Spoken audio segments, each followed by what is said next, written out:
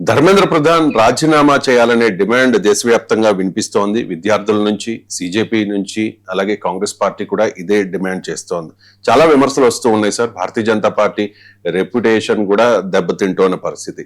అయినా కూడా ఎందుకు మోదీ ధర్మేంద్ర ప్రధాన్ చేత రాజీనామా చేయించడం లేదు? అలా విత్ ఇన్ ద బీజేపీ కూడా కాంగ్రెస్ జనతా పార్టీ నిరసన టైంలో కూడా అమిత్ షా ధర్మేంద్ర ప్రధాన్ కలిసినప్పుడు కానీ, ఇతరత్ర కేంద్ర మంత్రుల ఇష్టాగ సమావేశాల్లో కానీ, జాతీయ మీడియాలో వచ్చిన కథనాలు ఏంటి, ఇది బ్యాడ్ ఆప్టిక్స్, ఇది తమకు నష్టం జరుగుతుంది అనేటువంటి అభిప్రాయం భారతీయ జనతా పార్టీలో కూడా వ్యక్తమవుతుంది. ఇది తమకు తీవ్రంగా నష్టం జరుగుతుంది. ఎందుకంటే మీకు నేను ఇదో లెక్క రేపాను, నీట్ ఎగ్జామ్ అంటే సామాన్య ఎగ్జామ్ కాదు. 20 lakh చిల్డ్రన్ రాస్తారు. 20 lakh చిల్డ్రన్ వాళ్ళ ఫ్యామిలీ కలుపుకుంటే 80 లక్షలు, వాళ్ళ ఎక్స్టెండెడ్ ఫ్యామిలీ ఫ్రెండ్స్ కలిపితే కోట్లలో ఉంటారు. తర్వాత ఎగ్జామ్ ఇయర్ రాసేవారు మాత్రం ఎఫెక్ట్ అవుతారు, కానీ రేపు నెక్స్ట్ ఇయర్ రాసేవాళ్ళు, ఆ తర్వాత ఇయర్ రాసేవాళ్ళు, 3 ఏళ్ల తర్వాత రాసేవాళ్ళు, 5 ఏళ్ల తర్వాత రాసేవాళ్ళు కూడా ఈ అంశం పైన ఆలోచిస్తారు. ఎందుకంటే నీట్కి ప్రిపరేషన్ అనేది మీకు ఈ ఇయరే ఉండదు, ఒక 7 years 6 years ముందు నుంచి ప్రిపేర్ అవుతుంటారు. అందువల్ల ఇది కోట్లాది ప్రజల ఇష్యూ, కులాలకు, మతాలకు, ప్రాంతాలకు అతీతమైన issue. Bharatiya Janata party core voters, BJP రాజకీయాల్ని, సిద్ధాంతాల్ని నమ్మే ఓటర్స్ కూడా ఉన్నారు.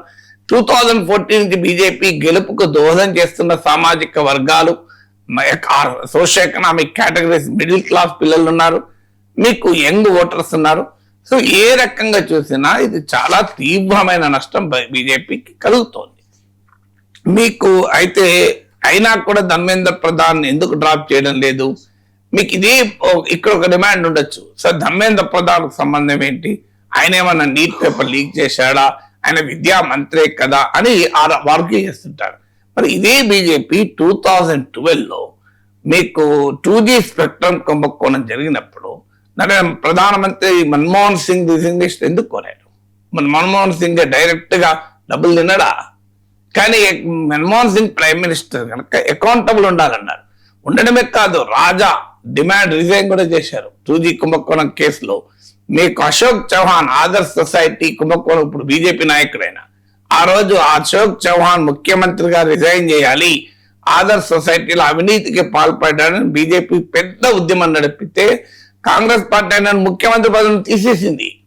ఇక మీరు అదే అశోక్ చౌహాన్ ఇప్పుడు బీజేపీలో చేర్చుకొని ఆయనకు రాజ్యసభ సీట్ ఇచ్చి ఆయన బీజేపీ చీఫ్ క్యాంపెయినర్ గా మార్చింది. ఆయన ముఖ్యమంత్రి పదవిని తీసేసింది బీజేపీ. కానీ మీరు కాంగ్రెస్ పార్టీని మరి అకౌంటబిలిటీ డిమాండ్ చేసింది బీజేపీ. కాంగ్రెస్ పార్టీ స్పందించింది కూడా, రాజాను డ్రాప్ చేసి మీకు అశోక్ చౌహాన్ తొలగించి. మరి తాము చేసిన డిమాండ్ ఇప్పుడు తమకు వర్తించదా? ఇదే బీజేపీ డిమాండ్, వేరే వాళ్ళ డిమాండ్ కాదు. ఇలా అకౌంటబిలిటీ ఉండాలని పార్లమెంటే సమీపజేశారు కదా 2G కేసు పైన. మరి బీజేపీ చెప్పిన సూత్రమే కదా ఇప్పుడు ఫాలో కమ్మని అనేది. మరి ఆయన మేము ఎందుకు ఫాలో కామని అంటున్నారు అనే దానికి ఆన్సర్ ఉండాలి కదా. ఎందుకు అంటే మన్మోహన్ సింగ్ ప్రభుత్వం వేరు, నరేంద్ర మోడీ ప్రభుత్వం వేరు. మన్మోహన్ సింగ్ ప్రభుత్వంలో ఒక మంత్రి తప్పు చేస్తే, కాంగ్రెస్ పార్టీలో ఒక ముఖ్యమంత్రి తప్పు చేస్తే అది మన్మోహన్ సింగే చేశాడు, కాంగ్రెస్ హైకమాండే చేసింది అని ఎవరు అనుకోరు. కానీ బీజేపీ విషయంలో పార్టీ వ్యవహారం వేరే రకంగా ఉంటుంది. ఇలా లాభం జరిగినా, నష్టం జరిగినా, విధానాలైనా అన్ని నరేంద్ర మోడీ పేరిటే జరుగుతాయి. ఇంకెవ్వరికి పేరు, మీరు ఎవరు కేంద్ర మంత్రులకు కూడా వాళ్ళకి ఏమి ఉండదు. మీకు entirely everything starts with Modi, ends with Modi. అలా మోడీ సర్వస్వమై ప్రభుత్వాన్ని నడిపే స్టైల్ ఆఫ్ ఫంక్షనింగ్ వల్ల ఏమవుతుందంటే, ఇవాళ ధర్మేంద్ర ప్రధాన్ తొలగిస్తే ఆ తప్పు ధర్మేంద్ర ప్రధానే చేశారు అని అనుకోరు, నరేంద్ర మోడీ వైఫల్యంలాగానే భావిస్తారు. దీన్నే రాజనీతి శాస్త్రవేత్తలు ప్రెసిడెన్షియలైజేషన్ అంటారు.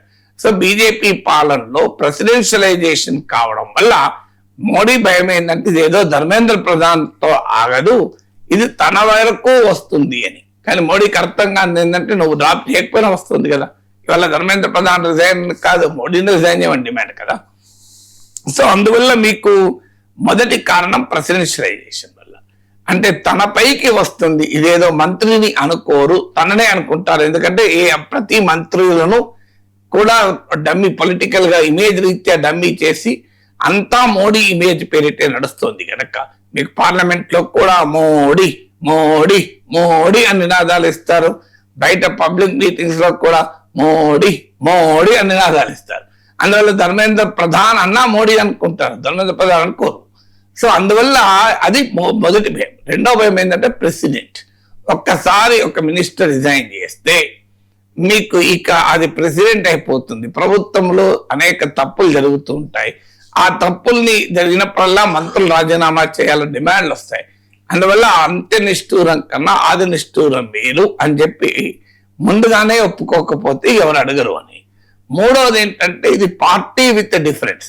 మీ కాంగ్రెస్ పార్టీలో అవినీతి పాలైతే వాళ్ళ మీద చర్యలు తీసుకుంటే ప్రజలు పెద్దగా సీరియస్ గా తీసుకోరు. అసమర్థత అవినీతి అనేది కాంగ్రెస్ పొలిటికల్ కల్చర్ లో డిఎన్ఏగా ఇన్నేళ్లుగా ప్రజలు భావిస్తూ వచ్చారు కనుక. కానీ భారతీయ జనతా పార్టీ అది కాదు, మాది పార్టీ విత్ డిఫరెన్స్. మేము very competent government, very efficient governance, very clean government అని ప్రచారం చేసుకుని అధికారంలోకి వచ్చారు. ఒకసారి ఒక మంత్రిని తొలగిస్తే తమ ఇన్కాంపిటెన్స్ ను తామే అంగీకరించిన వారైతారు. అందువల్ల అది భారతీయ జనతా పార్టీకి ఒక టెన్షన్. ఎందువల్ల తమ party with difference, government with difference అనే ఇమేజ్ పోతుందని. నాలుగవది ఏంటంటే స్ట్రాంగ్ మ్యాన్ ఇమేజ్. అంటే అపోజిషన్ డిమాండ్ కు తల వంచారు మోడీ, మోడీ ఈజ్ వీక్ అనేటువంటి మెసేజ్ ఎక్కడ పోతుందో అని.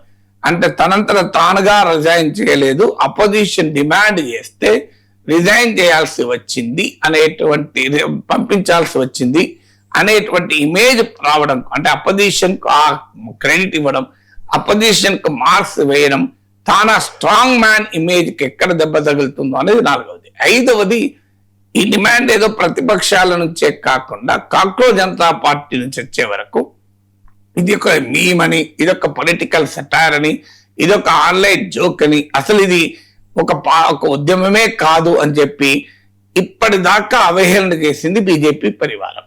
ఇప్పుడు తాము ఇగ్నోర్ చేయాలని చెప్పి, తాము తృణీకరించి, తాము అత్యంత హేయంగా వాటిపైన కామెంట్ చేసి అవహేళన చేసిన కాక్రోచ్ల డిమాండ్ కు ప్రధానమంత్రి తల వంచితే ఇక కాక్రోచ్ జనతా పార్టీ అది ఇంతవరకు పార్టీయే కాదు, దానికి ఇంతవరకు నిర్మాణ రూపమే లేదు.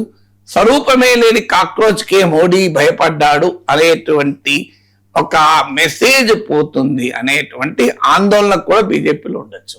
అందువల్ల ధర్మేంద్ర ప్రధాన్ తొలగించకపోవడానికి అనేక రకాల రీజన్స్ ఉన్నాయి. బట్ అనుభవం ఏం చెప్తోంది అంటే ఒక దశ వరకే ఇది. ఆ దశ దాటితే కాస్ట్ బెనిఫిట్ అనాలిసిస్ బీజేపీ వేసుకుంటుంది. ధర్మేంద్ర ప్రధాన్ కంటిన్యూ చేయడం వల్ల లాస్ ఎక్కువ ఉంది అంటే ఆయనను స్కేప్ బోర్డ్ చేసి పడేస్తుంది. అప్పుడు ఆయనను మీకు గతంలో చాలా మంది పైన చర్యలు తీసుకుంటే వీళ్ళపైన చాలా సార్లు యూటర్న్ తీసుకుంటే ఇప్పుడు కూడా యూటర్న్ తీసుకుంటే ఓన్లీ మ్యాటర్ ఆఫ్ టైం. అంటే ఎక్కడి దాకా ఈ అంశం పోతుంది అనేదే పాయింట్ తప్ప అప్పటిదాకా ధర్మేంద్ర ప్రధాన్ వెనకేసుకొని వస్తూనే ఉంటాడు ప్రైమ్ మినిస్టర్. ఈవెన్ పంపించడం పక్కగా పెట్టండి, బర్త్డే గ్రీటింగ్ చెప్తూ ధర్మేంద్ర ప్రధాన్ విద్యారంగానికి చాలా గొప్ప సేవలు చేశారని చెప్పి కొనియాడారు కూడా.